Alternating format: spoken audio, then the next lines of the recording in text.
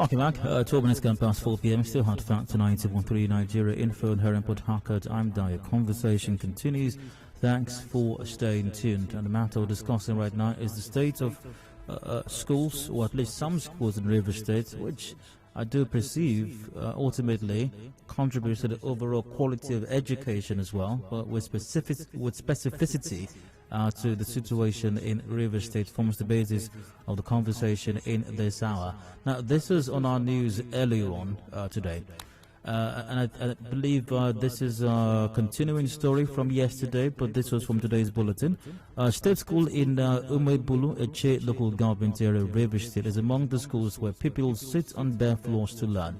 Our correspondent who visited the school reports that children stand up occasionally to stretch their legs. The roofs of the classrooms look like they are going to cave in soon. Some concerned stakeholders in the area spoke to our correspondent who actually visited these schools, or at least some of them. Let's hear what the concerned stakeholder had to say.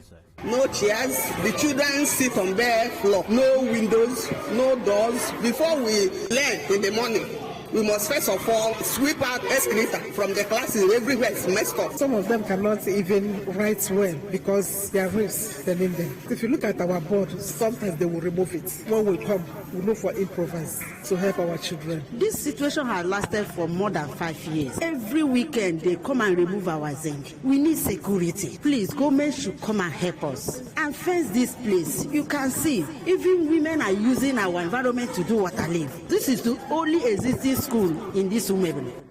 It was no different. The community secondary school, Okoronodu in Obiakpo local government with no toilet or classroom. Certificates. The secondary section, students sit on dusty floors to copy notes from the board, chalkboard, or as we more commonly refer to them in these parts, blackboards.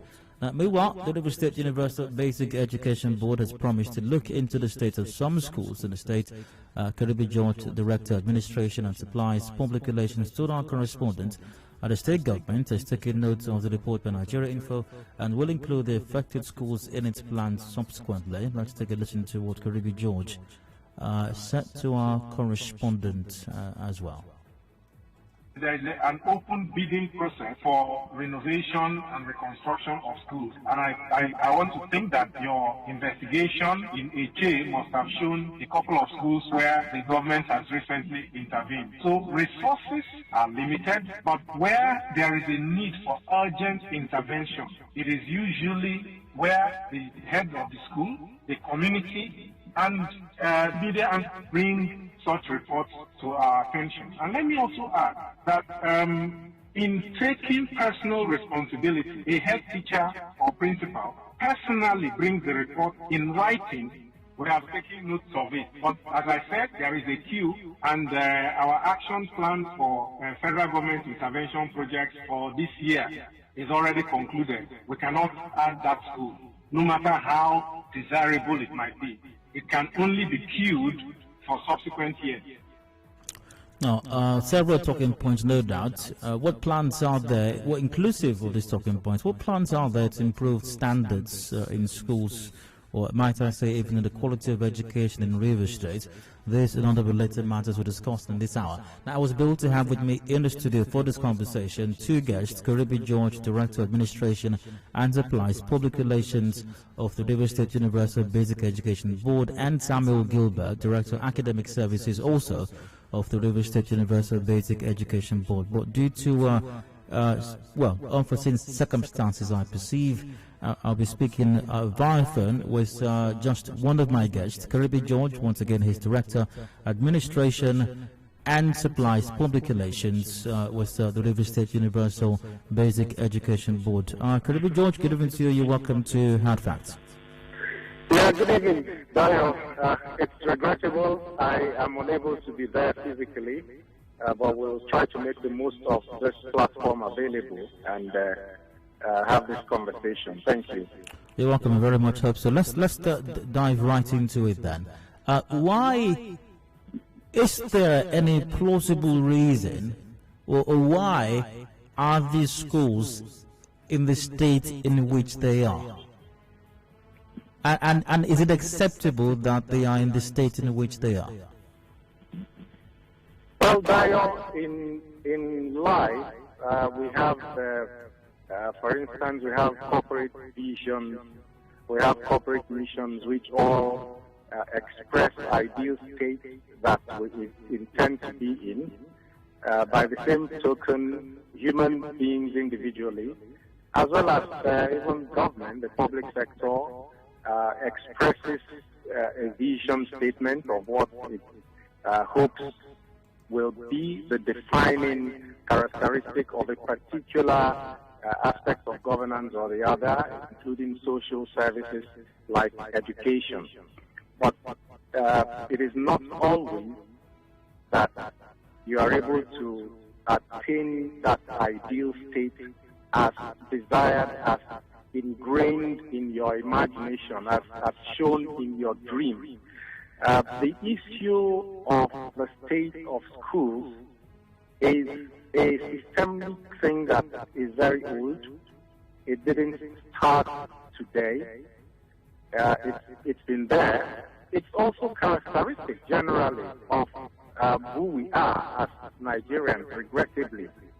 Sometimes even when it involves our personal aspects, you know.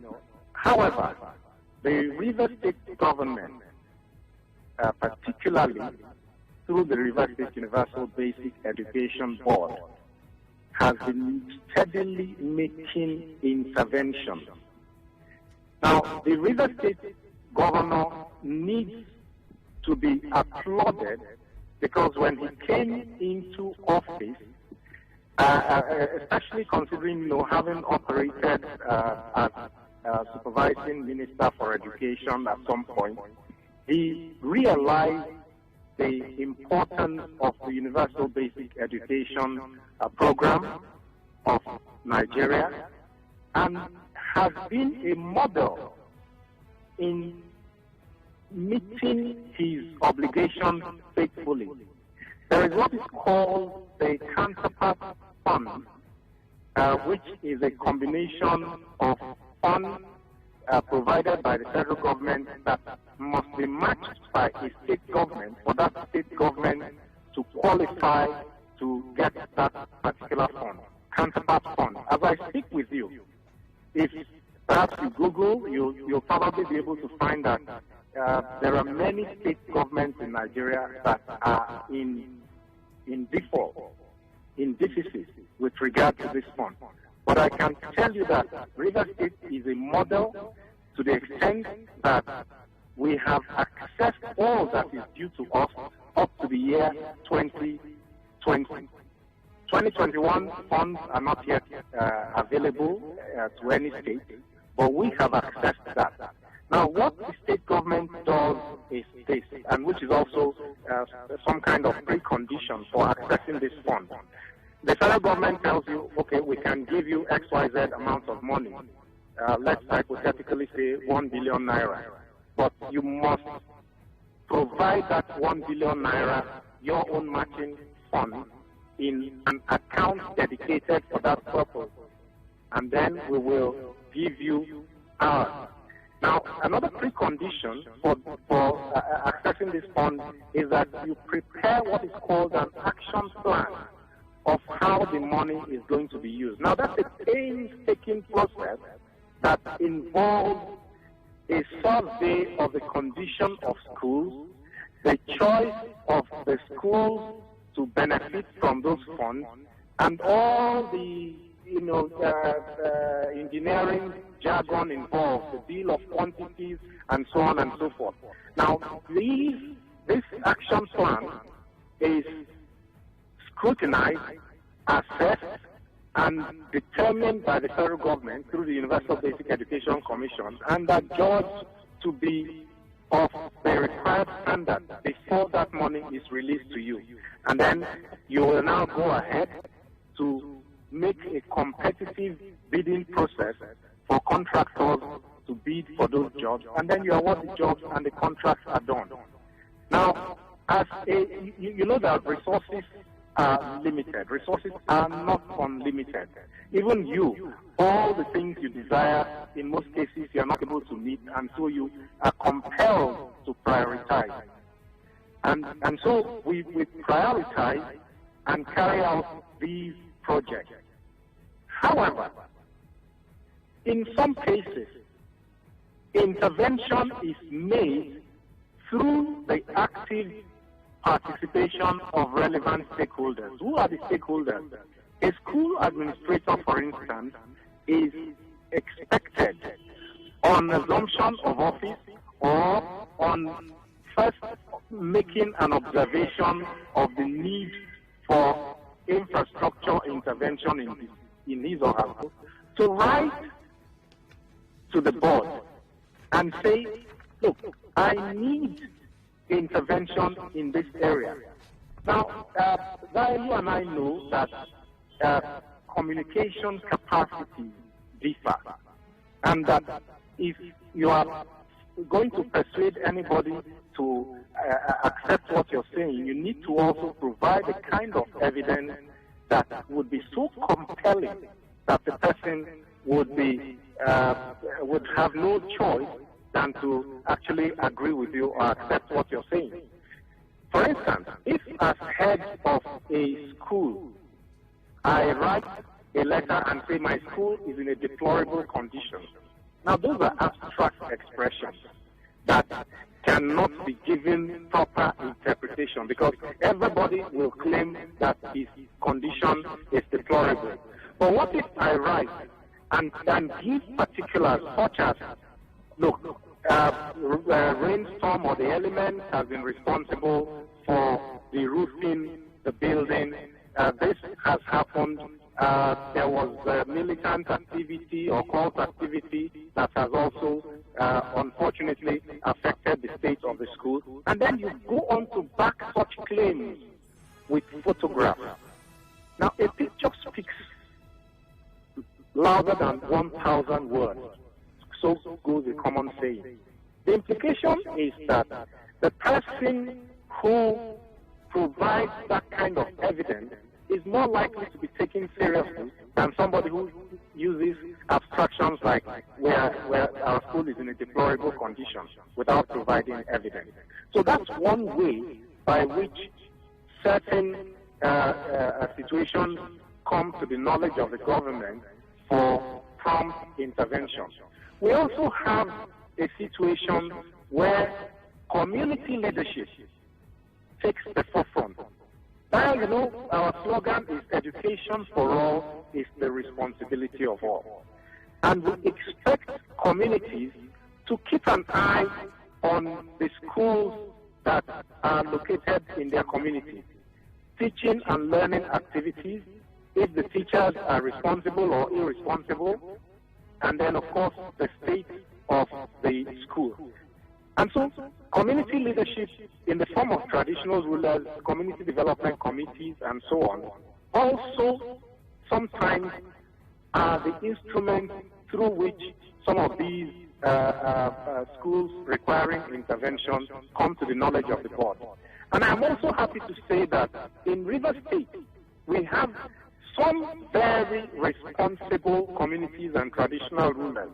Ezekiel Nwala of Iche, for instance, personally used his resources to construct a school in his community, but it got to a point where his personal resources could not carry. And he came to the board, and the board has said, for this thing that you have done, this corporate social responsibility act of yours, we are going to mark it, we're going to appreciate it, not reward it per se, but we're going to appreciate it by helping you to conclude this project. Now, what we're saying is this: community leadership also ought to take an interest in this. Now, in Nigeria, we have been talking about the School-Based Management Committee. School-Based Management Committee is a body that is broader, more robust than the conventional Parents-Teachers Association. Now, what does the School-Based Management Committee do? It looks into the affairs of a school, and the members of the SDMC, whether their children are there in that school or not, actively participate in seeking the welfare of the school. Government even has a program where when school-based management committees make intervention, the government also matches what they are doing.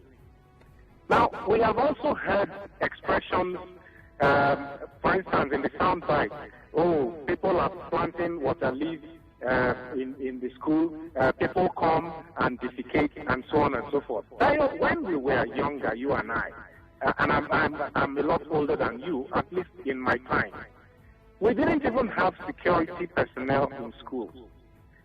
The community was the security. So if members of a community go to a school and defecate in classrooms and make it difficult for teaching and learning activities to take place conveniently, it is not something that the governor or the chairman of the board or the commissioner for education will concern himself with. Those are the issues that school-based management committees and community leadership are engaged to help take care of. Let's look at another scenario.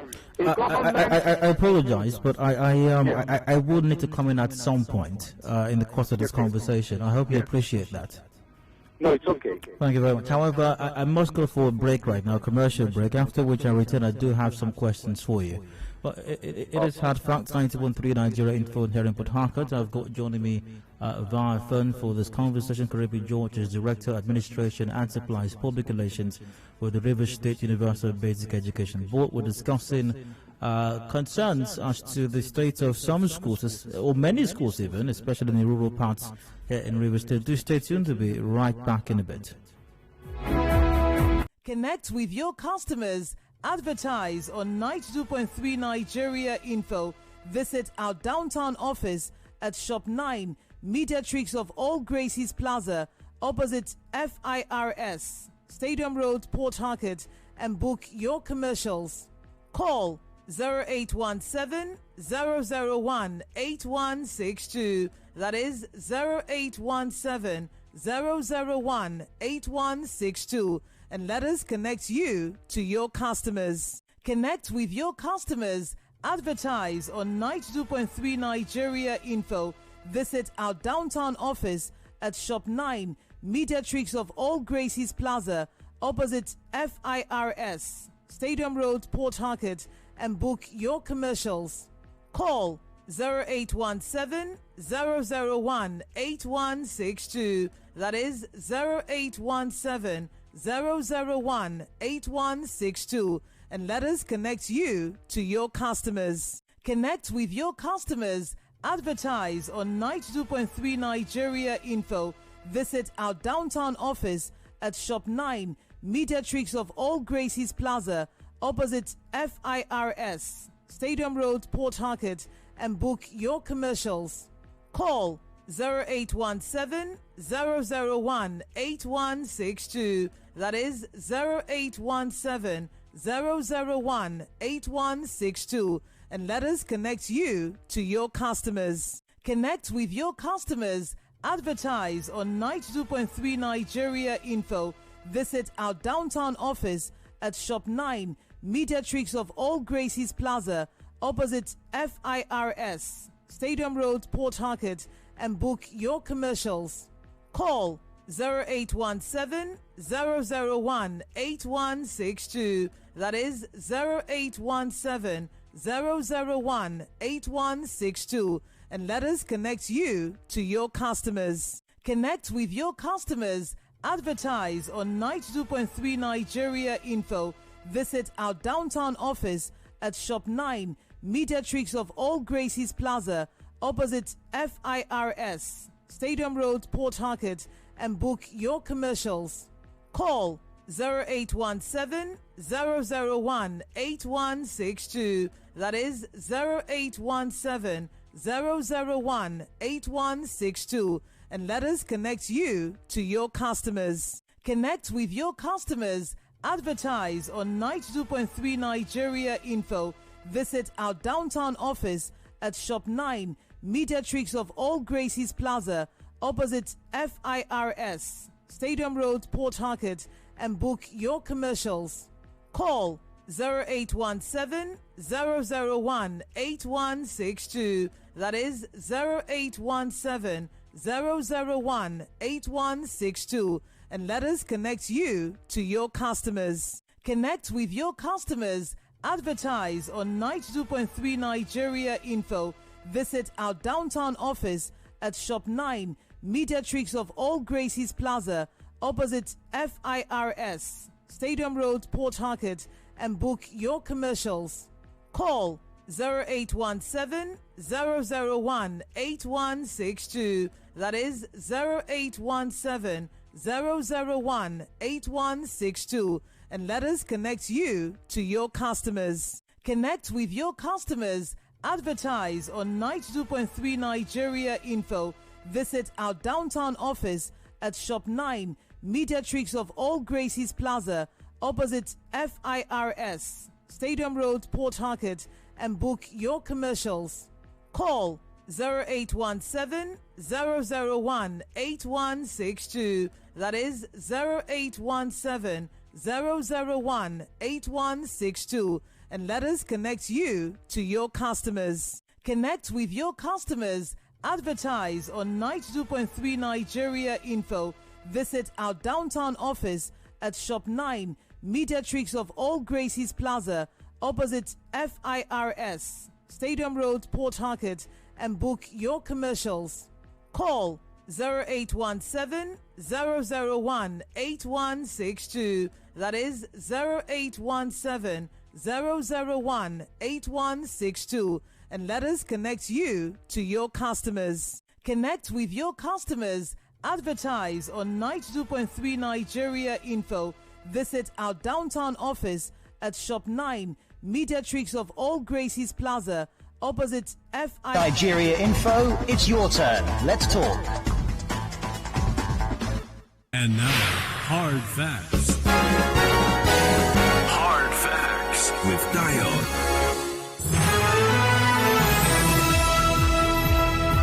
Welcome back to Hard Factor 90.3 Nigeria Info here in Port Harcourt. I'm Dio. 25 minutes ago before 5 o'clock. Conversation does continue. The Rivers State Universal Basic Education Board has stated that it will be looking into the state of some schools in Rivers State based on reports which were based on investigations conducted by Nigeria Info. We did discover that the state of some schools, and reportedly many schools, especially in rural parts of Rivers State, are in, to put it nicely, deplorable conditions. What exactly is going on? What efforts are being made to reverse this situation, address the problem? These and other related matters we're discussing right now. And joining me via phone for this conversation is Karibi George, Director of Administration and Supplies Public Relations with the Rivers State Universal Basic Education Board. Karibi George, welcome once again. Thank you, Dio. So I did offer you what I consider to be ample time earlier to express the position of RSUBEB on the various issues. I imagine there are still other talking points you may want to address, but we'll get to those hopefully in a moment. However, I do have some questions of my own for you. So you've described how the Rivers State government and RSUBEB intends and wants more, but there are concerns with funding, resources, and several other issues, costing, processes, red tapeism, bureaucratic processes, I believe, are some of the areas you pointed out earlier on. But I'd like to ask this. In your estimation, in your professional experience, and as far as the Rivers State government, and as far as the Ministry of Education, and as far as the Rivers State Universal Basic Education Board is concerned, are those students learning anything? Are they acquiring an education in the state in which those schools are? Can you say that a teaching learning experience is taking place under those circumstances? Well, Dio, teaching, learning is a function of many factors. Child-friendly learning environment, which is the infrastructure element that a lot of people have focused on, and which, again, if I might add, your own investigation ought to have revealed that, yes, while there are schools that are in a state that's less than desirable, there are also interventions that the government has made through the years, renovation. And you did mention that earlier on, and that's acknowledged, by the way. Some effort has to be made, no doubt about that. But for the schools that are in these conditions, which is the focus of the conversation right now, do we believe that any teaching learning experience is taking place there? Now, creative leadership is an aspect of the mentoring activities that our teachers are subjected to, or should I say, are elevated to participate in creative leadership and vision when it comes to improvising where the most ideal is not available. I can also tell you for free that under our mentorship program, we have a model agricultural education program that even the federal government has acknowledged and appreciated and has in fact pointed other state governments to us. And as you very well know, some of these schools, by virtue of their location, are fertile ground for agricultural activities, whether it's crop farming, fish farming, poultry, and so on and so forth. And your investigation would indeed reveal that under our agricultural education program, which is also a mentorship program, a number of these schools are now producers of agricultural produce that they sell and use to expand what they are doing. In other words, even though we might be focusing almost exclusively on maybe inadequate furniture in the school. By the way, when you talk about furniture, when I went to school, we used to also sit on the floor, and sometimes those who were well off, so to speak, went to school with their own chairs and tables. When you were in school, also, I'm sure you weren't using computers and laptops, but children now children now use computers and laptops in school. Precisely. I'm not saying things have not changed. Things have changed. The government is also trying to do her best in that area, because when schools are renovated, it is so conclusively, if you don't mind, sir, conclusively in this matter, are we convinced, with the agricultural program you just described and some of the other advances or advancements we're making, are we convinced that these children are getting an education in those circumstances? Well, they advise generally, even when we face what might be called adversity, is not to focus on the adversity, but to make the most of it. And we have the point of the matter is, while there may be extreme focus on infrastructure, on furniture, and so on, the content of the curriculum is a lot richer than the limitations posed by these facilities or the absence of these facilities here and there. Okay, all right. So the point I'm making is, yes, there is a robust curriculum that promotes creativity, that creates mentorship. And indeed, I can also tell you that monitoring of these learning activities is also done through apps on tablets and devices like that. You know, a supervisor or some other person goes to the place, monitors what the teachers and the children. Let's talk about that. Interestingly, you talked about supervisor and monitoring. That was where I was going to next, because earlier, when you were explaining the situation, you talked about how communication is key, especially for the heads of some of these schools. Not being able to effectively communicate, while in some cases you have a head teacher or a principal who adequately and even with pictures describes the state of things in their schools, and such a school might receive quick and prompt and adequate attention. Some other head teachers may not be able to do so appropriately, and as such schools may be lacking in attention. That said, isn't the Ministry of Education or the Rivers State Universal Basic Education Board supposed to have an inspectorate department or some supervision department, as even you yourself just identified, that should go to the schools, inspect the schools, ascertain exactly, I'm not sure what you might refer to it these days, but ascertain both the quality of teaching, the curriculum, and also the condition of infrastructure as well. So, in other words, if a head teacher does not adequately communicate to either RSUBEB or Ministry of Education, how about your inspectors? It is one of taking personal responsibility. If a matter affects you, you take personal responsibility and seek a remedy. That said, does the Ministry of Education or RSUBEB have supervisors or inspectors whose job it is to visit this place? I just told you that we have a quality assurance department that is responsible for sending supervisors, as they are popularly called, but more esoterically called evaluators, within the educational circles.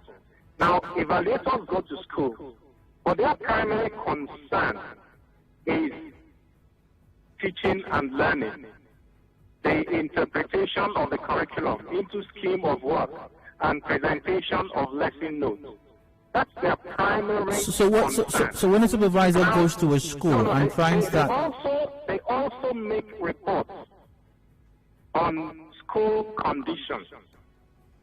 However, as you very well know, once you are doing a project, your stated primary objective will be your primary concern. Every other thing turns into a footnote. Because the person who is evaluating teaching and learning activities may not necessarily be concerned about the full nature of the condition of the school. So if a head teacher or principal does not adequately communicate the physical condition or the infrastructure state of their school, the ministry or RSUBEB will have no idea what's going on there. No, that's not correct. We actually conduct what we call school condition survey. How often are they conducted? Because the school condition survey involves physical visits to the schools to look at the condition of the schools and the infrastructure needs. We do that, but resources are limited. And so, the recommendations, the proposals will have to be tuned. All right, so you also talked about corporate social responsibility. You cited an example of Ezekiel Nwala and what he's doing in the chair. I imagine that you have similar examples in other places also. And whilst that is highly commendable, does that imply that in the areas where such do not exist, the children or students or pupils in those areas are doomed to not get appreciable levels of education? No, they're not doomed. They're not doomed. Our school survey may be the redeeming fact for them, or perhaps a dexterous principal or head teacher who is able to present compelling evidence warranting immediate or urgent intervention could also be their saving grace. The issue of community leadership, particularly with regard to the Eze and similar responsible traditional rulers like him, is also there. Then we also have situations where corporations making profit in the various locations also participate. I'm not going to entirely, disclaim that companies, including multinationals, have not made contributions to school infrastructure and other matters, but then they could actually do more. I'm not going to put everything on them, every blame on them, because they pay taxes. So I'm not saying they are going to use all their profits to develop schools, but they actually could do more, you know, and what they could do, they might also do through stakeholder engagement. There are situations where they have designed certain projects for communities, and the communities have told them, no, this project you want to do for us, as desirable as it is, does not meet our immediate utility requirement. So could you instead convert this to a school building, or if not a school building, could you convert it to a health center or something like that? So we expect that corporations, even if they are laboring under certain difficult operational conditions, will also join community leadership and the government in meeting the educational needs of the communities where they operate. You talked about defecation a while ago. I think one of the sound clips I played back also had some stakeholders and some community complaining about that as well. Whilst you linked it to a problem with security and communities taking some responsibility to provide security for school facilities, in many instances, it's not just... Pardon me, please. In many instances, it's not just foreigners or intruders coming into the school premises to defecate. You have many instances where the students themselves, because there is no alternative, they have no bathrooms, they have no toilets, they have no water, and they have no options than to defecate at different places on the school premises. Hello? Hello?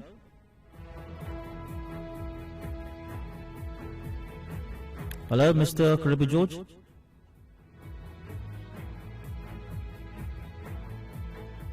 Hello, are you there? I seem to have lost connection with my guest. A quick break while I attempt to reconnect with him. Hopefully we can continue the conversation till about 5 p.m. when we wrap this up.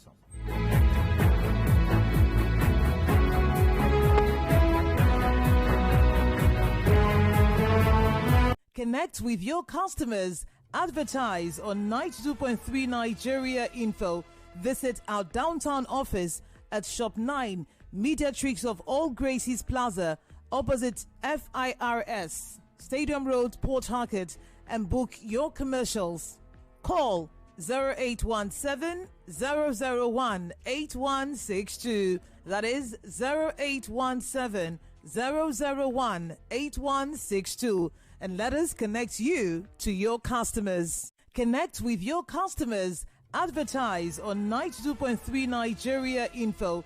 Visit our downtown office at Shop 9, Mediatrix of All Gracies Plaza, opposite FIRS, Stadium Road, Port Harcourt, and book your commercials. Call 0817-001-8162. Yes, I was saying that when a good number of these schools were constructed, you might call it a design defect, you know, the non-inclusion of water and sanitation facilities.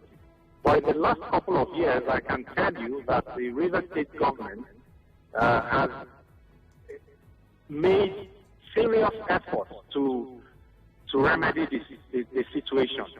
And even in the current action plan of infrastructure development that will be embarking upon, water and sanitation is an important component. So it's a question of a design defect that is being remedied today. But that's the kind of area that, based on issues of cost and so on, we would expect maybe communities to make greater intervention themselves. You observe a need, you try to meet that need, because the school belongs to you. All right, maybe I can take a call. And your children. Maybe I can take a call or two as we wrap up this conversation. 0817-923-0002 or 0003 or 0007. I've got tons of comments via Facebook, via WhatsApp as well. Maybe I'll just take a few of those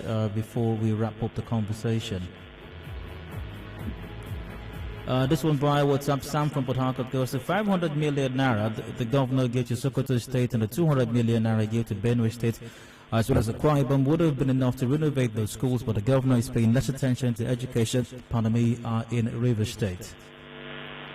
And let's take one call now. I've got Samuel from Upako. Samuel, you're welcome. Go ahead. Yeah, Dayo, good evening. Hi, go ahead. Make it very quickly. Please, your guests in the studio have not been able to convince me on his analysis. However, I've expected him to have accepted some responsibilities on why these schools have been in this state for a long time. When we say school has been in that state, it didn't just happen. It has been there, and I'm sure complaints have also been made. We just need to, change our narrative. The way it was in 1970s shouldn't be the way it is today. We talk about security. You need to provide securities in those schools. Provide convenience where students can, ease themselves. And always put check on all of this. Put check and supervision so that we can move forward. I'm sure the question you asked, if these children have been getting education all this while, they have not completely. They have not. So let him accept responsibilities and, respond immediately so that we can seize those things. It doesn't take us anything. It doesn't take. We can suspend other projects and make sure that our education system is being seized. That's my take, Dayo. Thank you so much. Great to hear from you. Mr. George, I would need for you to keep... So you may have to just give me a précis of it.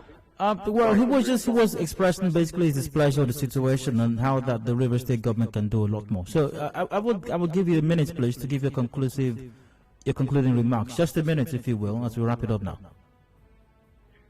All right, just to say that the River State government is doing everything necessary to ensure that we have good teaching and learning conditions in schools. We believe education is the responsibility of all, and consequently, we expect that community leadership, corporate organizations, individuals, and just NGOs, everybody, ought to be a participant in the business of improving these schools. Because I can tell you for free that even the furniture, the type of furniture being used in schools have sometimes come from the creative minds of individuals who just walk in and say, why don't you do this, use this kind of material? Mr. George, I apologize. And also, we must wrap up the conversation right now. Okay. Thanks for joining. Let me just say, I apologize. Is the responsibility of all. Karibi George is Public Relations Officer with the River State Universal Basic Education Board, amongst other responsibilities as well. Mr. George, many thanks for your time once again. Thank you, Tayo. We've got the news update coming up to the hour at 5. I'll be joined by the chairman of the PDP in River State to discuss the leadership crisis in the party afterwards. Please stay with us.